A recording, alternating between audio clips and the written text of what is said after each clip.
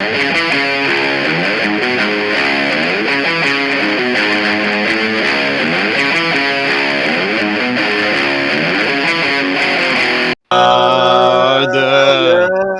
are watching the #1 podcast in the whole entire wrestling community, and I'm one of your hosts, Juanzo. And I'm your other host, Jean-Paul Leck.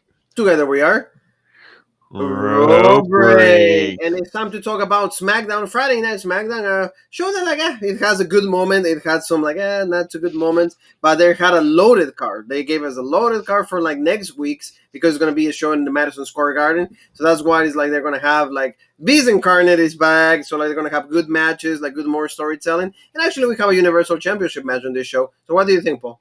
Yeah, I mean, overall, there was a lot of stuff I was looking forward to on this show. But then as it was really going and we're seeing execution, didn't care for it too much. But so I'd say this was an all right episode of SmackDown. We have seen a lot better in the past, but I think right now what they're doing is they're just setting it up, big for next week. Like I said, Madison Square Garden, it's going to be, near September 11th. So around that time, they want to do the remembrance thing. They want to put on a good show, right there in New York for Madison Square Garden. So that week will definitely be better than this week. Exactly. So, family, thank you one more time for being with us. Don't forget to keep subscribing. Thank you for every time that you keep watching, you keep giving us love, either on all the social media waves. We had soccer yesterday. We had NXT UK. With Jean-Paul and myself, Teoman, Paul, right? He advances to the next round in the Heritage Cup, and the #1 contender to go against Tyler Bate. Pretty good show. Also, Blair Davenport went completely nuts. But tell me a little bit about it. Yeah, I mean, she, pretty much just beat up Ginny, before the match done, Ginny out of here.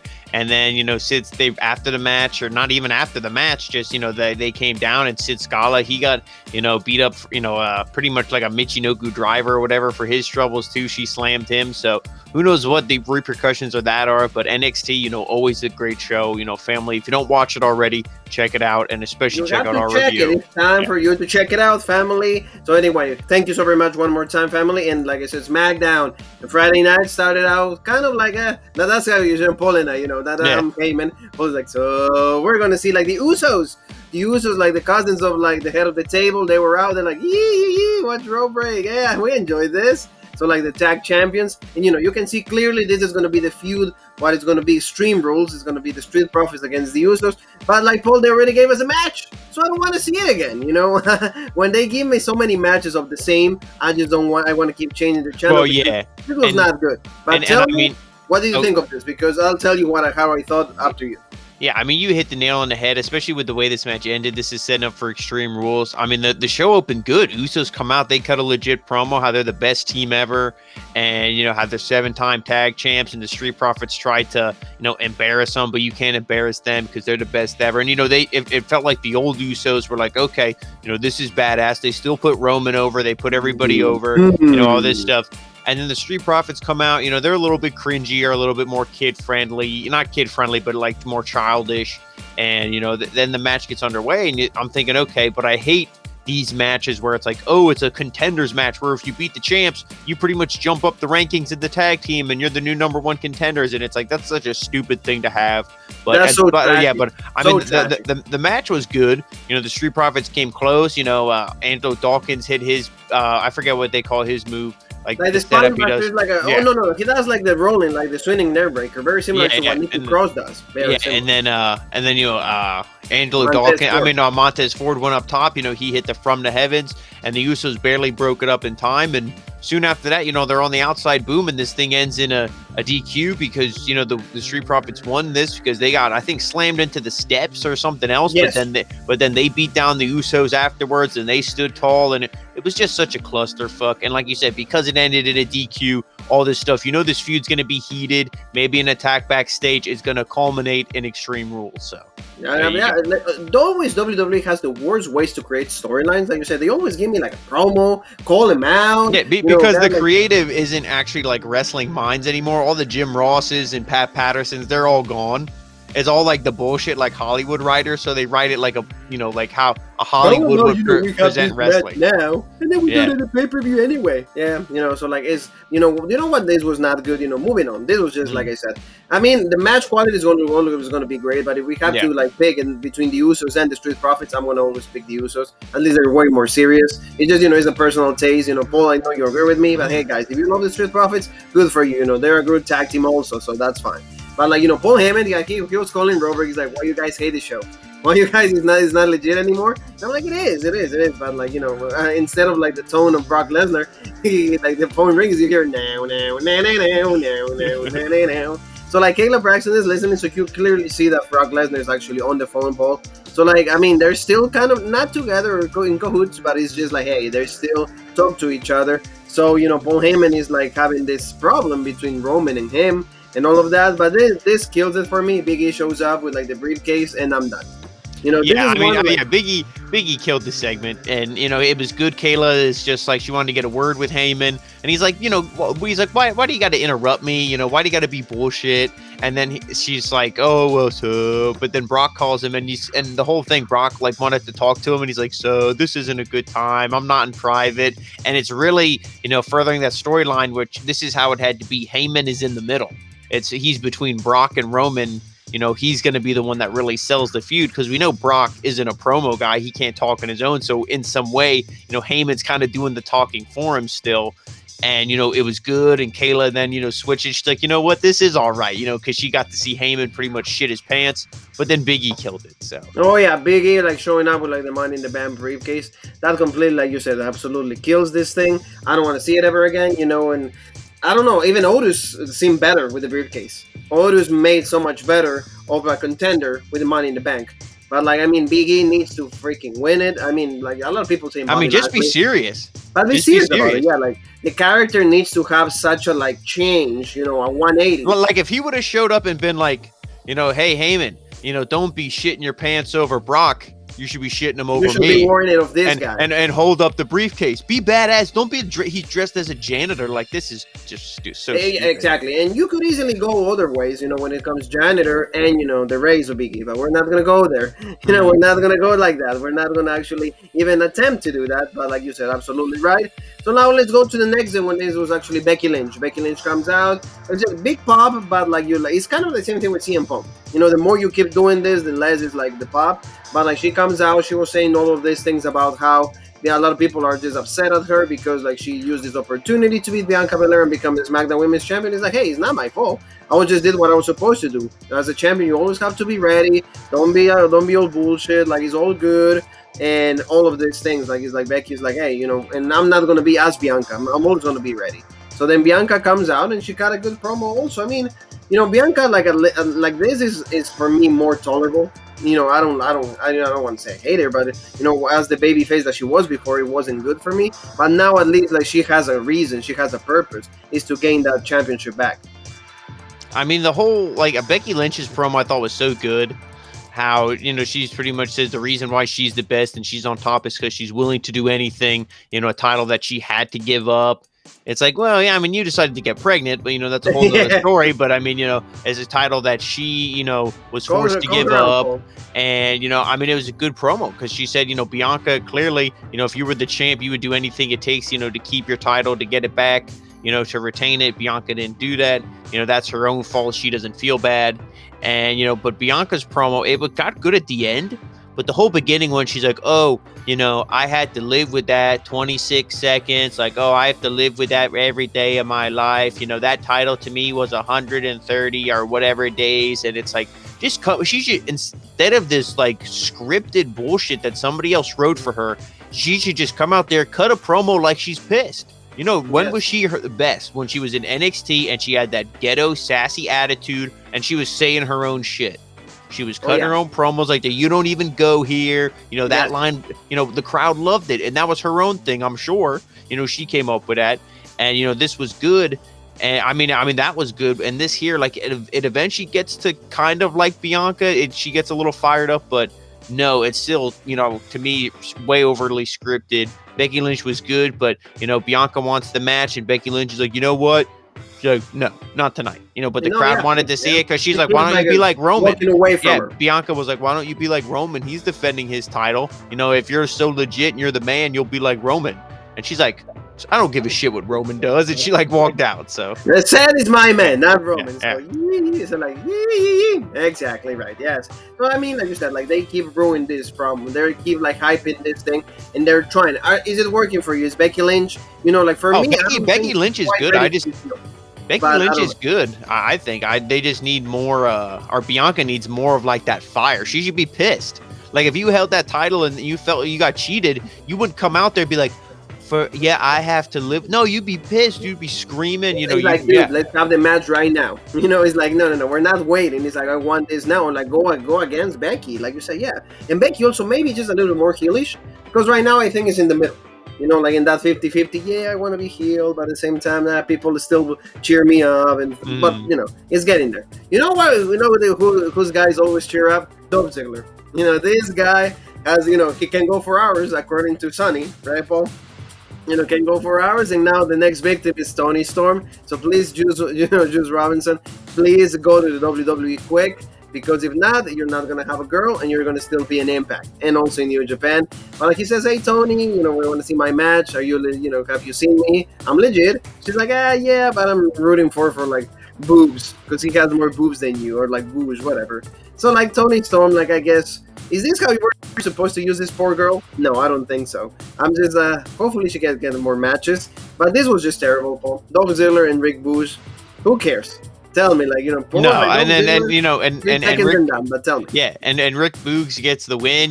We see him win on TV almost pretty much as we see Nakamura win. Yes. What is I was gonna say, is Rick Boogs soon gonna get a match against Nakamura? Like, what the hell is this? And to me, Ziggler, like you said, we see him on TV. He's like, oh, Toni Storm, look at her. He goes to flirt with her, and then loses a match. So it's like, what the hell? What is the point of this?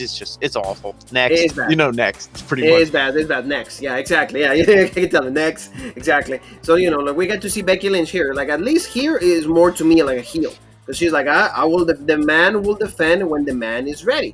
So it's like Sonya and Adam is like, no. We tell you when it's ready, and this is gonna be happening at Extreme Rules. And next week on Madison Square Garden, we're actually gonna have the contract signing. They always have to have it full. I don't know why, but at least this is gonna be hopefully the fire, the fuel that Bianca needs, and also Becky to be like full-fledged heel. What do you think? Oh, yeah, especially because in this match, if you're going to continue Becky Lynch being champion, which I think they will, in this match, you could really see her beat on Bianca, using the weapons, all that stuff, like you said, the heelish tactics, and even at the contract signing, somebody's going to get put through a table, or something craziness is going to happen, and this and that, so... I really don't know what they're going to do, but I feel like, this feud and this kind of pay-per-view is good if you really want to fast-track somebody to get them to be a heel. Oh, yeah, absolutely right. I cannot agree with you more. But like I said, we're going to go to the next one. And the next one was not bad. I mean, we got to see Seth Rollins going against Cesaro for the 10,000th time. But, Seth Rollins, like, a lot of people are loving his fashion style. He's still a little unhinged. He's trying to imitate Edge a lot. And I like that in a way, just because like the match was actually good, but also using a lot of Edge's moves, like the execution. He did like the Edge bag or like comeback or whatever, like the name is called. So like the story with Edge hasn't died yet, which for me it was over. But I guess if you want to prolong it for a little longer, it's fine. But tell me your thoughts on this. Yeah, the match was good. Cesaro looked good in there, but like I said, Rollins was doing like his it was like you took Seth Rollins in the game, but went to edit him and took his moveset and then copied Edge's moveset and pasted it on the Seth Rollins character, because he was just imitating Edge throughout this whole thing. And the match was good, but like you said, we saw it so many times, and you knew that the way they're pushing Seth with this new vision where he's like, oh, Edge showed me the way. He showed me how I need to act now to win, and why I lost at SummerSlam. You knew Rollins wasn't going to lose here. You knew poor Cesaro jobbed out again. Remember the summer of Cesaro? Done. Remember when we thought that was a vision? Done. Where is that? But we saw eventually, we saw the swing. We saw the same spots. They put on the good matches, big European uppercut, the sharpshooter after the swing, all that stuff. But, Rollins, he eventually goes to the outside. He whacks Cesaro with a chair, ends in a DQ. So another DQ on the show. And he grabs the little support beam between the legs on the chair, puts it in his mouth, again copying Edge. And then he does the stomp, so takes out Cesaro. We see Edge run down, so like you said, the feud clearly isn't over. Obviously, he was imitating all of Edge's moves, so we knew that from the already. And, I don't know. I guess this is going to be another match at Extreme Rules, so we're going to see it again. That's the only thing I can think. We're going to see it like Edge, and later on he challenged Rollins to a match at the Madison Square Garden show. So they'll drag it out. Don't worry. Week, like you said, if they keep wanting to go more into this, this is going to happen next Friday by the Extreme Rules. If Edge still has maybe some matches in him, meaning in the contract and in the year, there you go. We're going to see that also at Extreme Rules. But for now, we're going to see this Edge versus Rollins too. I don't know. For me, Rollins is going to get the win. If they want to do the third one, and the third one will be Extreme Rules, which is, do I really want to see this anymore? No. It was one and done. I mean, Seth Rollins is cool. It's like, I don't think he suffers from the loss. Edge, he needed a win. So that's fine, but maybe whoever I almost wish that Cesaro was more figured into the mix and had a lot of wins over people, and this could have somehow been like, Edge is like, oh, don't worry, Cesaro, I'll take him out, and he's like, I already beat Rollins, I don't need you to help me take him out, and then there's kind of like a three-way, and then you do a triple threat at the pay-per-view for the number one contender or something like that. I don't know, do something where all these guys factor into it. But, they never do like number one contender, man. They don't do that kind of shit no more. They never do that. Yeah, they never do that. Stop. So, family, don't forget, follow us. YouTube, The Original Raw Break, the best podcast in the sports entertainment, wrestling, soccer. We have it all. So, Paul, let's tell me a little bit about like Happy Corbin. Yes, Happy Corbin is in the show. Yee. This is just terrible. This is the segment that the show should be an hour and a half because it's not needed. He goes in Kevin Owens' show. I feel bad for Kevin Owens because maybe that could be a good feud for Edge. Also, if Kevin Owens will be heel, how about that? It will be a good match. It will be two guys that can actually give us a great show. No, they have this one thing with Corbin one more time. Oh, you want money? Thanks to you because you motivated me. Logan Paul is in the show. Who cares about Logan Paul? I mean, we're YouTubers. We do the same thing. There's only one Paul. There's only one Paul we care about on this show, and that's him right there. That's the Paul that I care about. Exactly. Not this trashy guy that wanted to go against also Kevin Owens, but then Corbin turns out to be he does a choke slam on him, and then they take out of him and all of that stuff. And I mean, is this really needed in this show? I don't think so. I just don't think that this is needed in this show. But that's what they gave us because it's that's the bathroom break. That's the stuff that we don't need. So thank you. There was not even a women's match. In this show, that's something. Yeah, to say. I mean, this was just this was just done to try to get Corbin over because he's like, oh, Kevin Owens, it's all because of you. That's the reason I became rich, and I don't have the $100 to give you. Sorry, but my friend does. Logan Paul comes out like you said. Kevin Owens is like, I want this piece of filth, human garbage. The biggest disgrace in WWE history to get out of my ring. And I thought he was gonna say and Logan Paul, but he actually flipped it and he's like and Baron Corbin. So, he pretty much, was putting down Logan Paul from everything that happened at WrestleMania and all that stuff. And I mean, like you said, this segment, this sucked. This is not good. It's just not good. They tried to bring him in because when he was on, what was it, Monday Night Raw? He got a lot of heat. So they're like, oh, let's bring him on SmackDown to get a lot of heat with Baron Corbin. But see, the thing is, it's not the right type of heat. It's the heat where it's like, man, I really don't want to watch this product anymore. Instead of the heat, I want to see this guy get his ass kicked. I'm done. Exactly. So, let's go to this. Was also whatever. Carmella, the most beautiful woman in the WWE. No, she's not. I mean, Liv is right there. What about Tony? Yeah, exactly. Look, I mean, Liv, Tony. Yeah, I mean, I don't know which one you pick. I pick Tony. Maybe Liv's face. I don't know. I mean, there's a lot of cake that you can choose the flavor. You can choose the topping. It's fine. You choose whatever you want. Tell me a little bit about we keep hinting about Dominic Mysterio and Rey having cracks. The relationship might end up in a match between the two. We'll see. He got a rematch with Sami Zayn, and as you can see, Sami just so I leave the ring. Rey comes out, so you can see, and then in the end, Haluva kick 1, 2, 3, and Dominic loses again to Sami Zayn, which is the right thing for Zayn because he needs wins, and also this is gonna add more fire to that potential feud that they're gonna have between the Mysterios. Yeah, I mean, that's the whole. I was thinking, okay, maybe Dominic is gonna, win this match. Is gonna be a little bit of a feud because to actually do something. But we see Sami Zayn get 2 wins here.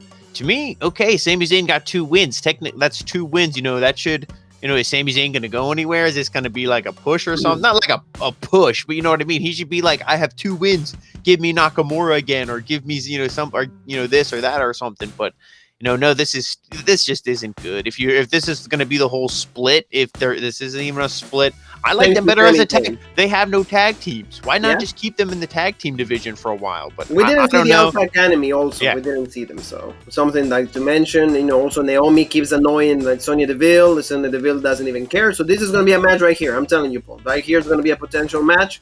Do we really care about this? Maybe not too much, because just Naomi is like a former SmackDown champion. Yes, but like this, she needs serious feuds, and that's the problem. The show is lacking seriousness in a lot of segments, in a lot of feuds. I feel it's because, and this is no offense against Naomi, but go back to the picture. You see the big smile? It should be, if you want to be taken seriously, you got to act serious. Who is taken seriously in WWE? Rhea Ripley, Charlotte Flair, women like that. Because why? They act serious. You know what I mean? That's how Becky Lynch. That's how, Bailey, even though she was a little goofy with her heel gimmick, she was serious. Sasha Banks, you got to act serious to be taken seriously. And I mean, if it's a feud and it brings Sonya Deville back, that's good, because Sonya Deville was one who, even though she wasn't pushed, she took herself seriously. So she would be, it's good to see her back in the ring if that's so. And, I think it's the right time if you're going to do it, because Sasha Banks, nobody knows if or when she's coming back. So. Rumors that she might be pregnant. So like you said, the stuff like that can happen. Like we said, next week, Brock Lesnar is back. So like this is probably going to set up for Crown Jewel, because that's where they're going to have the match. Now he's going to be babyface. Tribal Chief is going to be like, like the heel in this bout. So we'll see what happens. But now it's time to talk about the main event, and that was going to be Finn Balor and Roman Reigns for the Universal Championship. Finn says that he's been waiting for this opportunity. 5 years ago, he was the first inaugural Universal Champion. Now it's his time. But of course, in WWE fashion, kind of imitating AEW. Like the Usos come out, they actually take care of him. They hit like in the abdomen, midsection, all of that. That's how the match is about to start. Roman comes out. What do you think about this? I mean, for me, it completely damaged it. I didn't want to see it after that, but a lot of people are saying that Extreme Rules is going to be these 2 guys one more time. Yeah, I mean, and that would be another thing too. And it would make sense, because the Usos are going to be an Extreme Rules match, because of their dirty, cheating tactics, or so why not do the same thing with Roman Reigns, because he made them do it before his match to get an unfair advantage. And I was fine with it, because, this, hey, now Balor it's not like, hey, you're only worthy of a SmackDown main event. You're never, at least Balor's going to main event a pay-per-view against Roman Reigns for the Universal Championship. I'd love to see him win it. But, and I think he will at some point again win the Universal Championship, at least, fingers crossed. But, I mean, maybe not at Extreme Rules, because, of course, Rock and Roman for WrestleMania, but that's later down the line, obviously. So, exactly.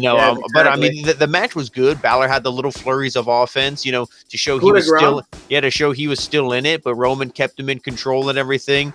And, at the end of the match, like you said, he hits his big comeback. He kind of does that, almost like the DDT, with the forearm across, the chest, like AJ Styles, Nathan Frazier does. He hit one of them. The shotgun drop kick, everything, coup de grace. He had Michael Cole was losing his mind. He's like, oh my God, he's going to win it, all this stuff. But Roman, he had the Thanos glove pinned, and Balor was over top of him. So then the other arm with just the black wrist tape was between Balor's legs.